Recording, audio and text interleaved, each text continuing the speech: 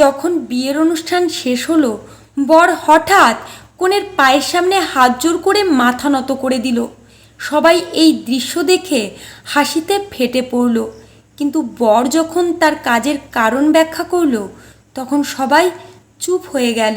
এই মেয়ে আমার বংশকে এগিয়ে নিয়ে যাবে, সে আমার সংসারের লক্ষ্মী, সে আমার মা বাবাকে সম্মান দেবে এবং তাদের যত্ন নেবে, সে আমাকে পিতা হওয়ার আনন্দ দেবে। সন্তান জন্ম দেওয়ার সময় সে মৃত্যুকে অতিক্রম করে আসবে। তার উপস্থিতি ছাড়া আমার ঘর অসম্পূর্ণ। তার আচরণেই সমাজে আমার পরিচিতি তৈরি হবে।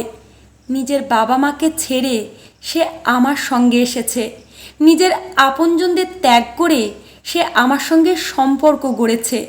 তাহলে কি আমরা এই নারীদের একটু সম্মান দিতে পারি না?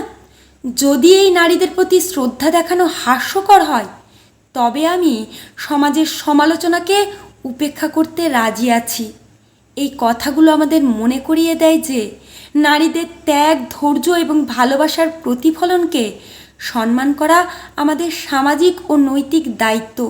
সম্পর্কের আসল সৌন্দর্য একে অপরের প্রতি শ্রদ্ধা ও ভালোবাসায় নিহিত। তাই স্বামী স্ত্রী একে অপরকে সম্মান করুন।